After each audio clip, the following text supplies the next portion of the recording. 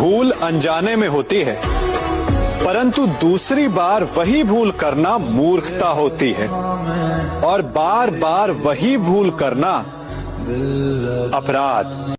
किसी के सम्मान को ऐसी चोट ना पहुंचाइए कि वो आपका नाश करने पर उतर आए।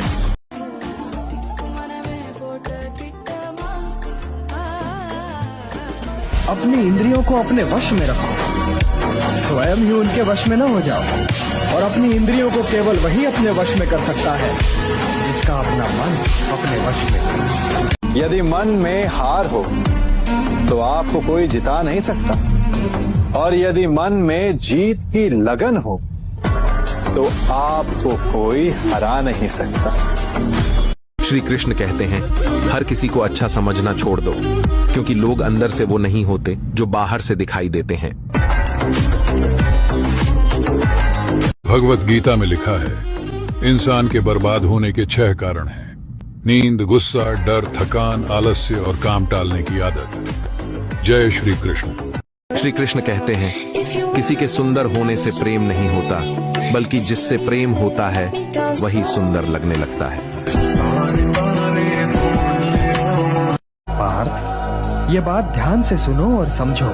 मनुष्य के दृढ़ निश्चय के आगे कुछ भी असंभव नहीं रहता पार्थ। जब भी कोई जीव दृढ़ संकल्प होकर एक दृढ़ विश्वास के साथ किसी भी काम का बीड़ा उठाता है, तो दैवी शक्तियों को उसकी सहायता के लिए स्वयं ही आना पड़ता है।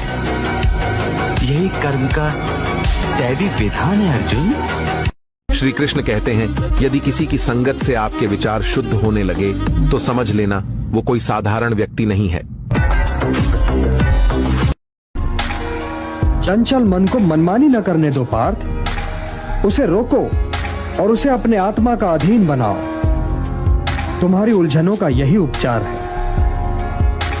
मेरी ओर देखो पार्थ, मेरी ओर देखो। जिसे हर दिशा और हर वस्तु में केवल मैं ही दिखाई दूं, वो तो कभी भटक ही नहीं सकता।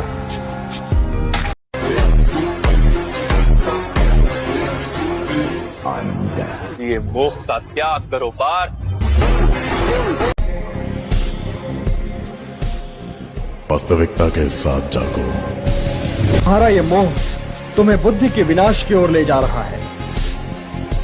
तनिक सोचो पार्थ, सामान्य पुरुष विषय का ध्यान करता है और विषय का ध्यान उसे आसक्त बना देता है। इस आसक्ति या लगाव से काम का जन्म होता है। जब काम की पूर्ति नहीं होती तो क्रोध उत्पन्न होता है। जब क्रोध उत्पन्न होता है तो विषय के प्रति मोह और बढ़ जाता है, और जब मोह और बढ़ जाता है पार्थ, तो सोचने की शक्ति भटक जाती है। जब सोचने की शक्ति भटक जाती है तो बुद्धि का नाश होता है, और जब बुद्धि का नाश होता है तो मनुष्य का सर्वनाश हो जाता है।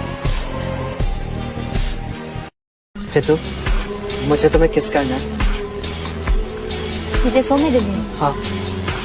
कभी ऐसी गलती मत करना। नहीं, ये सब वो भयानक पाप है जो मतलब बिल्कुल नष्ट कर दे।